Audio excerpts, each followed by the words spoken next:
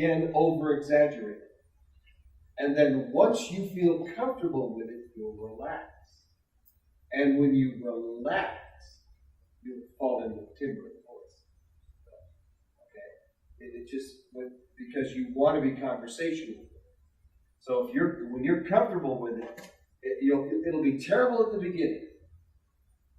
And then you'll get comfortable with it, feeling the character, and as soon as you see yourself as that person, it just happens. It's very strange, but you have to over-exaggerate and then just back it up a little bit. and voices will come to you. That sounds like quite a concept there, too. That's it. That's right. That's exactly right. I did a thing on the radio. Did I tell you this? The Reagan thing I did on the radio? No. It actually spurred changing concepts in radio. But I think I've told you. That's it. It's Ronald Reagan week in 1985. Well, it was Ronald Reagan week for KTVU, KNTV in LA. And they were doing Ronald Reagan week. Every night at 6, they were playing a Ronald Reagan week. That's all. So the president comes into Los Angeles and staying at the Century Plaza Hotel. Big deal. All the presidents in town all over. So I'm on there the next morning. He came in Monday, so I'm on the air Tuesday morning. And I said, you know what? I'm going to call up Channel 11. And I'm going to thank them as Reagan for playing my movies. At that time. So I'm on the air. It's about 8:15. I'm on the air. Hello, this is Ronald Reagan. Century Plaza Hotel, and I see you're playing my movies. And the person goes, who is this?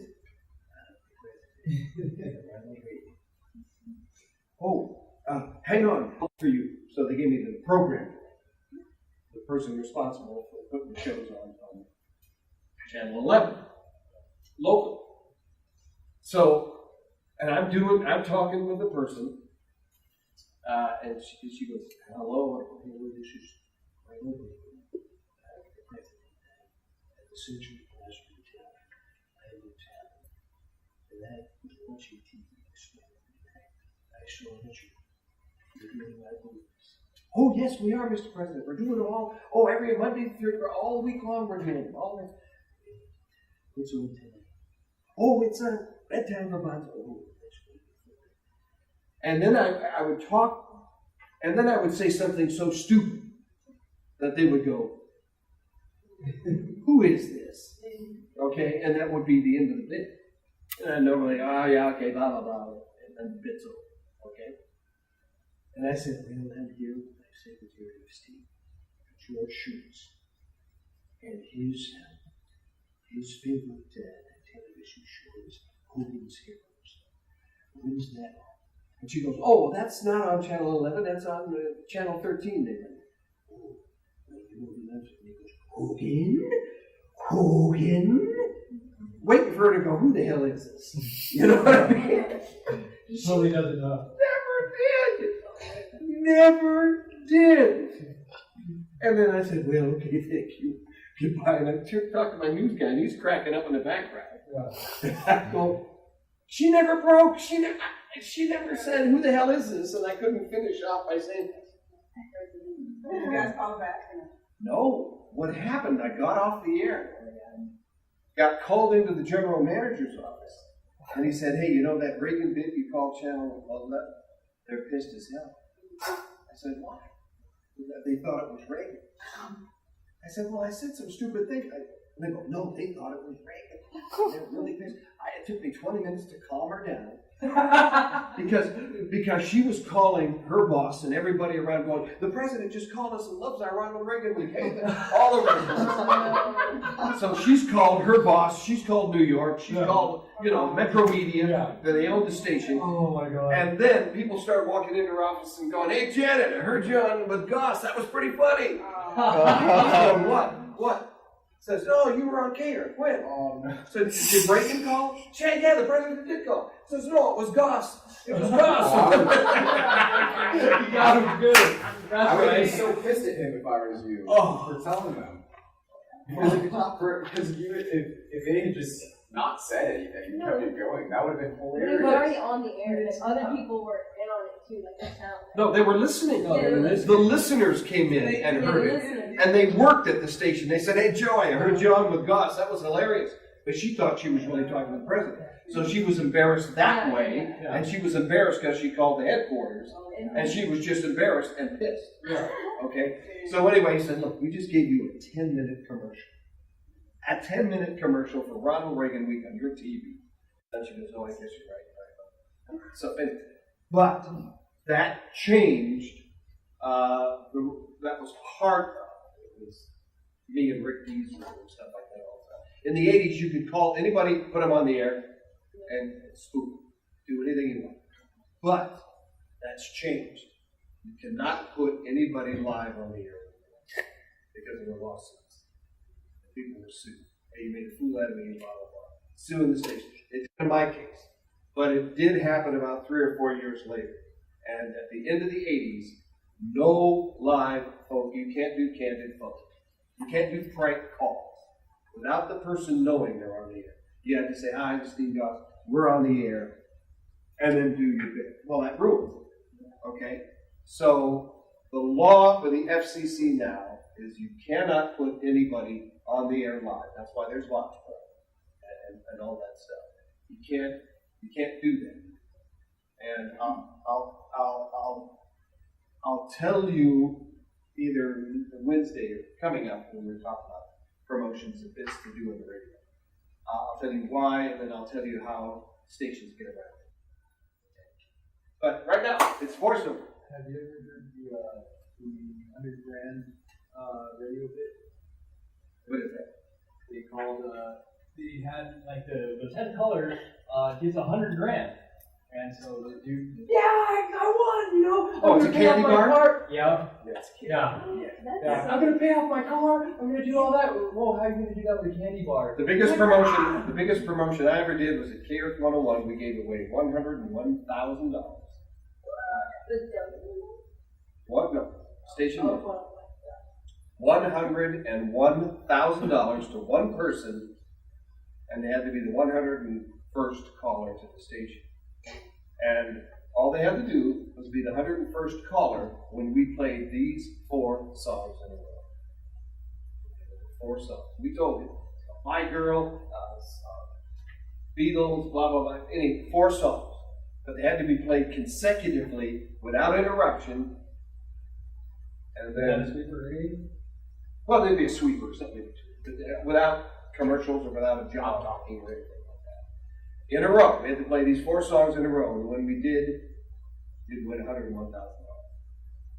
And that lasted probably 3 months, because we played 2 of the songs, we played 3 of the songs, and the phones would start ringing, Then the 4th song would be something else. Okay, it'd be different. It was just driven. We had to notify the telephone company in the 80s to have extra lines, so because they could easily jam up and blow our phone lines.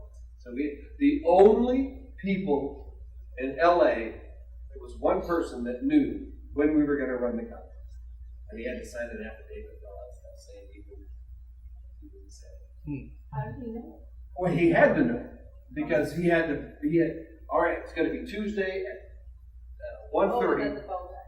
The phone company had to know. Yeah, sorry. So I thought they you were talking about right. no. So they had to have enough buffer. Non-disclosure. Yeah, exactly. So that was a fun promotion. All right. Anyway, voiceovers.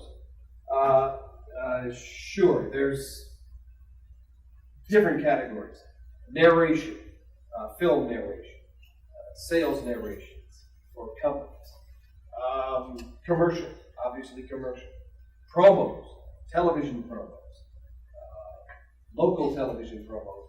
Then there's animation and gaming, and then another one is telephoning, they call it. Thanks for calling Costco. If you know your so-and-so, blah, blah, blah.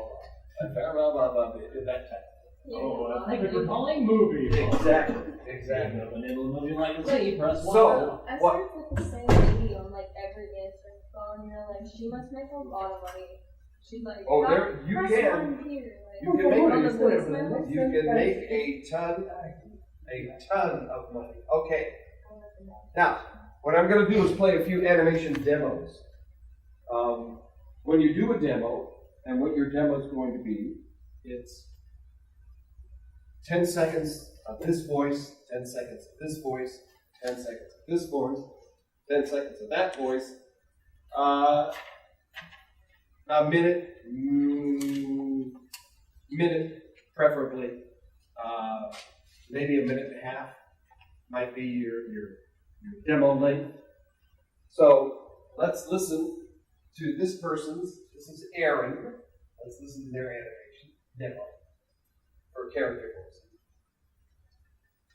Just in time for Halloween, Serta's Pumpkin Patch Mocha. A hot drink with pumpkin spice and white chocolate topped with whipped cream and nutmeg. There's also Serta's Candy Corn Frost, a frozen drink with candied orange, pumpkin spice, and caramel sauce topped with whipped cream and candied corn. Perfect for the Halloween season. Highway 420, when you're looking for something different. Smoking accessories. No, that's not an animation. No, I want to hear it though. And already, let me see again. Hi, everyone. Let's do this. Oh, no.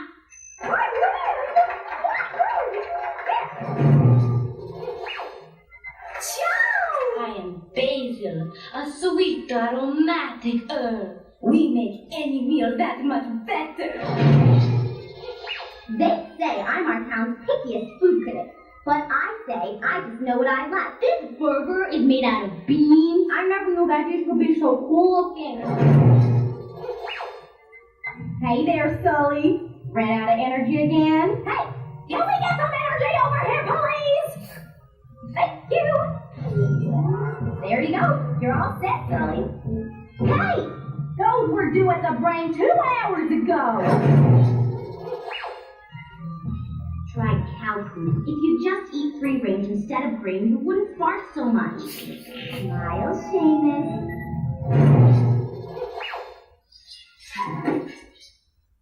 Okay. I can choose the dial effect to Yeah, differentiate. the only problem I think with that, that's right, there was not enough variation. A lot of them sounded the same. You gotta do it, hit the next one different from the next one to the next one. If you get 2 voices in a row that sound the same, they won't listen to the rest of that. They won't do it. Okay? And that was a minute 5. That demo was a minute 5. Quality could have been better. I don't think the quality of that demo was very good. All right, let's see.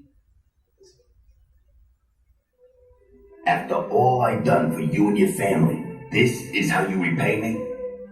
Paulie, get this piece of garbage out of my sight and make sure I never see him again. Being shaggy short pile, long pile of Persian, Lionel the Duke's carpet will not be undersold. I'm sorry, dear. I know the gutters need cleaning, but with my vertigo, I'm just so scared of heights. Not to mention my lumbago's been acting up. Oh, jeez.